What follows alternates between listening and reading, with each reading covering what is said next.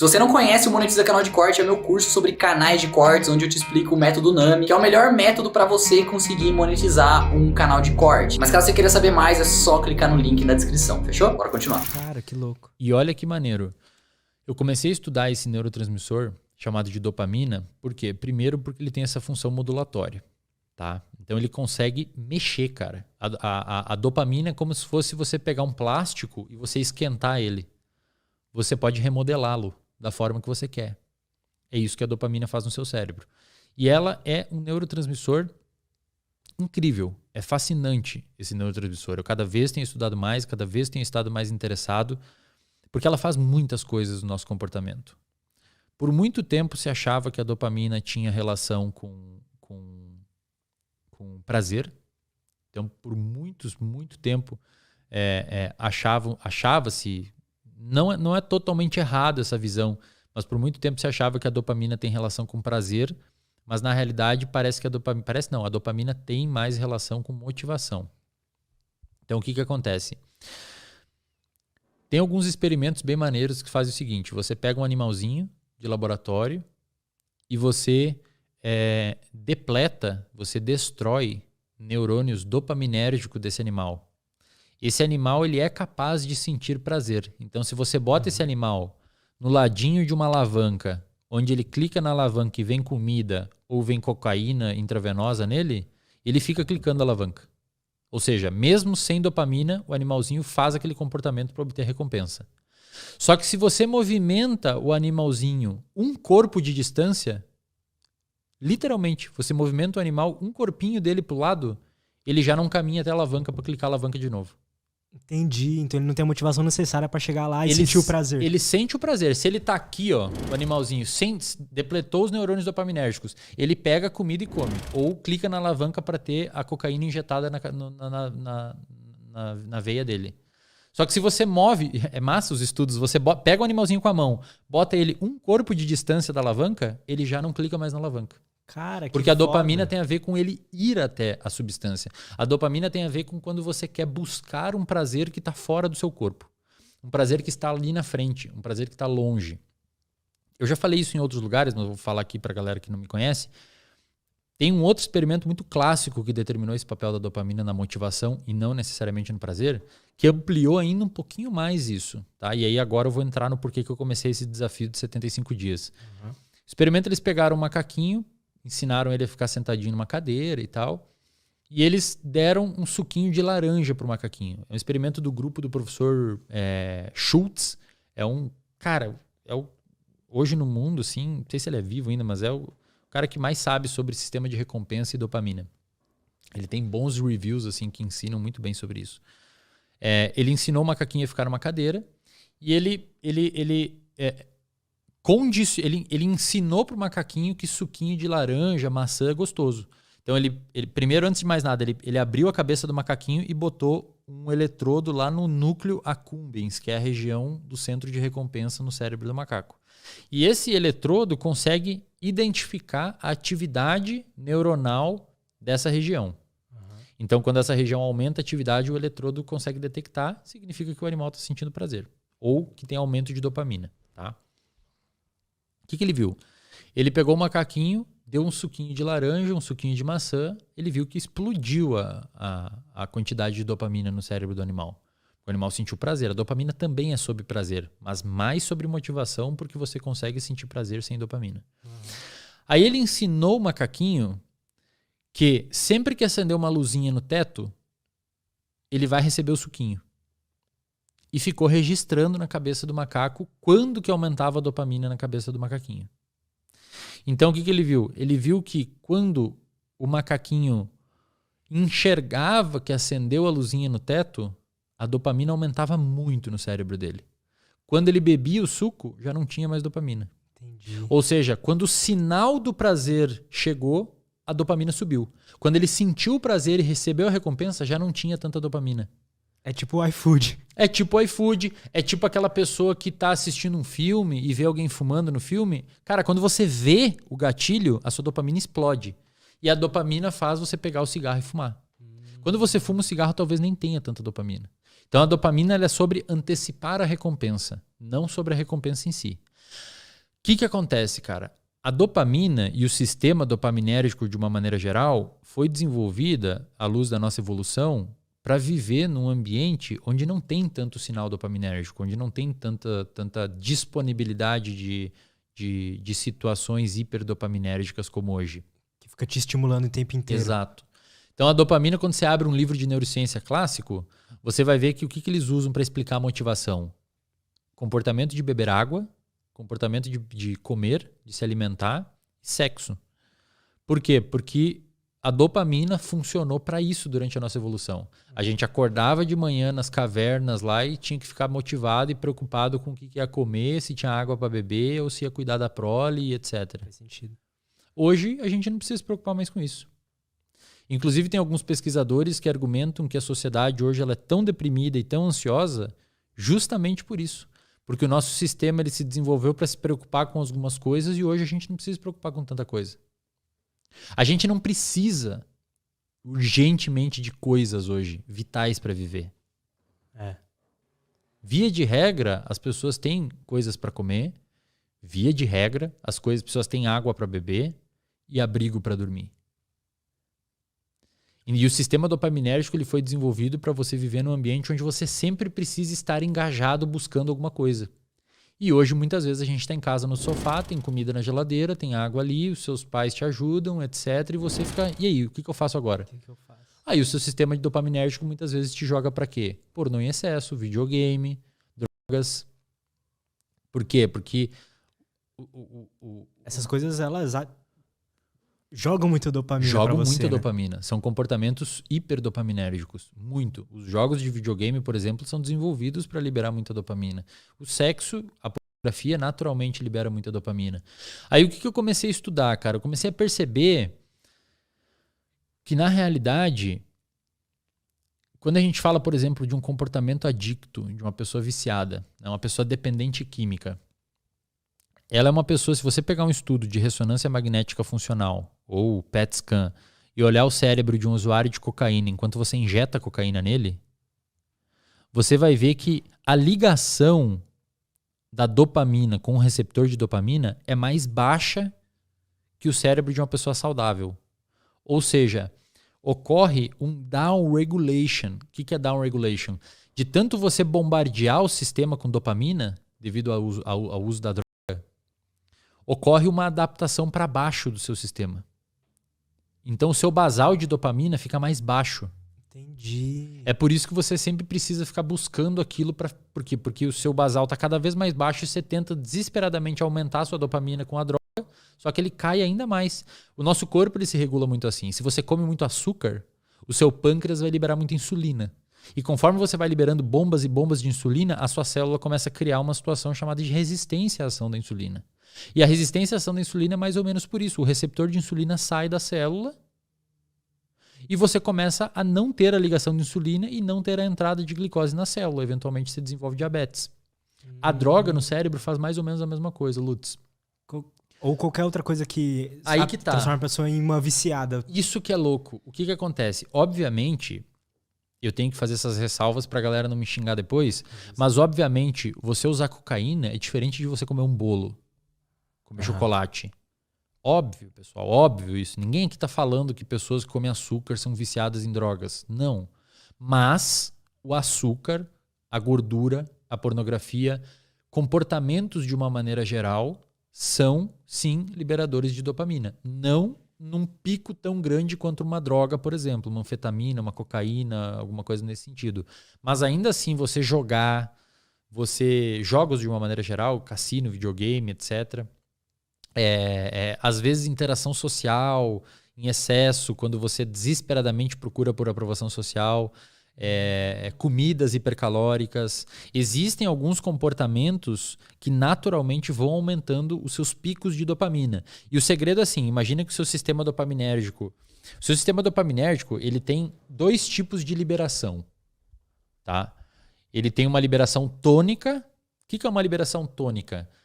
Os seus neurônios dopaminérgicos, a gente tem relativamente pouco neurônio no cérebro que produz dopamina. É uma das menores vias de todas. A gente tem 5 vias descritas dopaminérgicas no cérebro, uma sexta que ainda estão descrevendo os neuroanatomistas e neurofisiologistas, mas tem 5 vias bem descritas. 3 dessas vias são particularmente importantes para o comportamento de motivação, vício, etc. Que é a via mesocortical, aquela câmera ali que tá pegando, né? Uhum. A via mesocortical, ela vem mais ou menos da sua orelha, lá do centro do seu cérebro, no meio dele, do miolo dele, da sua orelha até o seu córtex pré-frontal, atrás da sua testa. Tem a via mesolímbica, que iria, digamos, da orelha, do meio da orelha ali, até mais o meio do cérebro. E tem a via nigroestriatal, que é uma via que também vai ali do meio da orelha. Todas elas saem do mesmo lugar, né, da área tegmentar ventral, ali naquela região do tronco encefálico, que vai da área tegmentar, da substância nigra até o estriado. Essa via nigroestriatal, por exemplo, é uma via que tem morte de neurônios de dopamina em pessoas com Parkinson, que resulta em tremores motores. Ou seja, a dopamina, além de te dar motivação subjetiva de querer, tipo, agora eu tô com sede, porque eu almocei há pouco, etc. Eu tô com sede. Então a dopamina me leva a sentir a vontade de tomar essa água e ela também permite o meu movimento físico para pegar, porque motivação e movimento tem muito a ver as duas coisas. Você geralmente quando está motivado por alguma coisa envolve um movimento físico. E isso tudo que faz a dopamina. E a gente tem relativamente poucos neurônios dopaminérgicos no cérebro. As outras vias são muito maiores. E ainda assim, olha o tanto que ela faz, cara. O poder que tem. É muito foda. E essas vias, a gente tem então uma liberação tônica de dopamina. O que é? Os seus neurônios dopaminérgicos ficam... A liberação tônica é assim, você fica tuf, tuf, tuf, tuf, como se fosse um coração batendo. Sempre liberando dopamina. Cronicamente, você sempre está liberando. O dia inteiro. O dia inteiro. E isso muda de pessoa para pessoa. É por isso que tem pessoas naturalmente um pouquinho mais alegres, animadas, etc. E tem pessoas naturalmente um pouquinho mais deprimidas. Por quê? Provavelmente porque essa liberação tônica de dopamina, principalmente na via mesolímbica, provavelmente diminuída nessas pessoas que estão um pouquinho abaixo do normal de humor e aumentada nas pessoas que estão um pouquinho acima. Entendi. E na via mesocortical, que é a que vem para o córtex pré-frontal, essa liberação tônica, quando está deficitária, pode resultar em alguns transtornos. Por exemplo, TDAH. Por quê? Porque o córtex pré-frontal é envolvido com as nossas funções executivas, como atenção, memória de trabalho. Por exemplo, para você prestar atenção em mim agora e sustentar a atenção nessa conversa, você está usando seu córtex pré-frontal. Muito. E se você não tem dopamina nessa região, dificulta o trabalho dele. Tanto é que quando você pega um paciente com TDAH que toma, por exemplo, Venvanse e Ritalina, o mecanismo de ação dessas drogas é aumentar o disparo tônico de dopamina no córtex pré-frontal. Tá? Só que qual que é o problema? Esse disparo tônico, isso, presta atenção aqui, galera, isso aqui é muito importante. Esse disparo tônico dopaminérgico, tipo coração, buf, buf, buf, ele mantém um nível basal de dopamina no seu cérebro o dia todo. Sim. Só que tem os disparos fásicos de dopamina. Ou seja, buf, buf. O tônico mantém e tem os fásicos. Esses fásicos só acontecem quando? Quando você faz sexo, quando você precisa de comida, quando precisa de água, quando precisa de abrigo, quando você fugir de perigo, quando você joga videogame, quando você bebe álcool, quando você fuma cigarro, quando você vê pornografia, quando você toma muita bebida rica em açúcar, quando você come comida hipercalórica. Isso são disparos fásicos. Qual que é o problema? Quanto mais você der disparos fásicos dopaminérgicos, mais o seu sistema se down-regula, vai para baixo, e aquele disparo tônico começa a ficar... Entendi. Então, foda, se você mano. tem só prazer, só prazer, só prazer, só prazer na sua vida, na ausência dos disparos fásicos, a sua dopamina é muito baixinha. E isso pode eventualmente resultar em anedonia. E é muito comum na clínica isso, Lutz. O paciente vem falando assim, putz, doutor, eu não sei nada, eu não consigo, eu não sinto mais prazer, eu não sinto mais isso, eu não sinto mais aquilo. Aí você vai ver a pessoa é estável financeiramente, muito bom na carreira dela, já está quase independente do ponto de vista financeiro, mas nada faz a pessoa feliz. Aí você vai ver a vida dela, a pessoa opera só na dopamina fásica. Sai com os amigos segunda pra jogar boliche e bebe. Sai com os amigos ali jogar tênis, no dia faz um churrasco. A pessoa, ela não vive... ela não vive o difícil um pouco. Ela não dá um sossego pro sistema dopaminérgico. Aí quando você tira isso dela, é quase como se uma pessoa que usa droga. Fica, obviamente, não no jeito que uma pessoa que usa droga, mas ela fica anedônica. Então, uma viagem com a família pro interior, num sítio que não tem álcool, não tem nada, perde o sentido. Por quê? Porque o cérebro dela gosta muito de dopamina. Ficou muito exigente. Desenvolveu tolerância. O contrário disso, então uma pessoa que escolhe sofrer mais, ajuda a manter esse basal um pouco mais alto também ou não? Ajuda, não necessariamente o basal um pouco mais alto, mas ajuda a pessoa a ser mais capaz de sentir muito prazer quando é submetido a alguma coisa simples. E cara, isso acontece, obviamente a gente está falando de extremos aqui, mas o nosso sistema dopaminérgico, ele é mais ou menos assim, ele não foi feito para você ficar bombardeando ele de dopamina sempre. Não pode, porque se você ficar bombardeando ele com dopamina sempre, vai ocorrer esse downregulation dos disparos tônicos e você eventualmente vai ter mais dificuldade de alcançar o prazer com coisas simples. Então, qual que seria o grande segredo? O que a gente chama de reforços intermitentes. Ou seja, você não precisa ficar sem os disparos fásicos dopaminérgicos. Só faz isso com espaços de tempo. Faz uma agenda de dopamina, digamos assim. E, cara, isso a gente fala aqui nas questões mais extremas, como, por exemplo, patologias, depressão, vício, etc., né? Mas isso acontece nas coisas mínimas também. O Huberman falou lá, por exemplo, no episódio dele, se você gosta de treinar com música, você fica muito agitado, muito feliz treinando ouvindo música na academia, cara, joga uma moeda pra cima. Se cair cara, você vai pro treino ouvindo música. Se cair coroa, você não vai. O seu sistema dopaminérgico adora um talvez, cara. Nossa, lembra do macaquinho que eu falei lá do... Lembra do macaquinho que eu falei do suco? Com o tempo, se o macaquinho aprende que sempre depois da luzinha ele ganha suco, ele para de liberar dopamina quando vê a luzinha. Caralho. Porque a recompensa é certa já. Entendi. Então, assim, primeiro, o que a gente tira disso tudo, né? Leva a mensagem pra casa aí. Dopamina não é sobre prazer, é sobre motivação. Dopamina é sobre a antecipação do prazer. Então, o macaquinho que sabe que vai ganhar o suquinho quando acende a luz, ele libera bastante dopamina quando vê a luzinha. Quando ele ganha o suco, ele já não libera tanta dopamina. Assim é com a pessoa em casa que quando pede a pizza no iFood, chega a pizza, ela já nem tá tão mais motivada a comer a pizza, às vezes até se arrepende de ter pedido, porque pediu, eu quero a pizza, eu vi a pizza no filme, e daí pede uma puta pizza, e chega a pizza, ela fala, caramba, por que eu fiz isso? Dopamina. Ou seja, a sua dopamina já baixou, você não tá mais motivado a comer. Foi o gatilho que liberou a dopamina.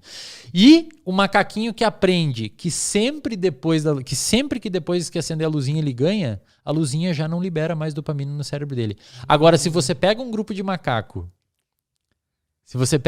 macaquinho e bota 50% das vezes que acender a luzinha ele ganha o suquinho e 50% não, a dopamina aumenta ainda mais do que antes. Porque a dopamina é sobre novidade. Tipo assim, ele fica, será que agora que acendeu a luzinha eu vou ganhar aquele suquinho de laranja? E a dopamina explode, cara. Ele quase quer sair da cadeira. Então a dopamina é sobre você antecipar uma possível recompensa que vai vir. Isso é dopamina. Entendi. O que os cassinos fazem, Lutz? Os cassinos trabalham muito bem com o sistema dopaminérgico, principalmente com esses reforçamentos intermitentes. Eles não se você vai num cassino e sempre que você girar a boletinha lá você ganhar dinheiro, perde a graça. Eu não quero mais, nada me motiva mais a fazer. Ou você sempre ganha recompensa. Agora, se você talvez girar na alavanca, se você girar a alavanca e talvez ganhar uma recompensa, seu sistema dopaminérgico vai ficar louco. Então, botando isso em termos práticos, como o Huberman falou lá. Cara, se você quer treinar ouvindo música, eu gosto muito de treinar. Escuto Racionais, Djonga, adoro escutar música enquanto eu treino, me ajuda muito. Só que ultimamente tem dias que eu não escuto de propósito. Aí você vai pensar assim, pô, mas você tá boicotando seu treino? Não, eu tô usando o sistema dopaminérgico a meu favor. Cara, eu acho que eu percebi isso. Eu tava treinando sempre, porque eu sabia que aquele estilo de música me dava pump direto. Depois de um mês treinando, parou. Exato. Nem tinha mais vontade de ouvir. Dopamina, adaptou o sistema. Agora, se você joga uma moedinha pra cima, se cair cara, você treina com a música. Se cair coroa, você não treina. Cara, todo dia você vai querer jogar a moedinha e vai ficar, tipo, um friozinho na barriga. Cai. E aí caiu, meu. E você vai poder ouvir a música, você vai ficar muito feliz, cara. Muita gente que me acompanha sabe que eu tenho um daqueles clássicos canais de cortes de podcast, onde você pega um pedaço do podcast completo e faz vídeos menores, mostrando apenas as partes mais importantes. E muita gente me pergunta também quanto a gente ganha com as visualizações, ou se a gente já ganhou muito dinheiro. Bom, para esclarecer essa dúvida de vocês, vou apresentar exatamente quanto a gente ganhou em um mês monetizados. Então prepara o print que vai aparecer bem rápido aqui na tela. Conseguiu ver? Não? Então assiste o vídeo de novo, ou então eu tenho uma solução muito melhor para você. Se você for no primeiro link aqui da descrição, acabei de colocar o vídeo onde apresento certinho as nossas métricas e quanto ganhamos.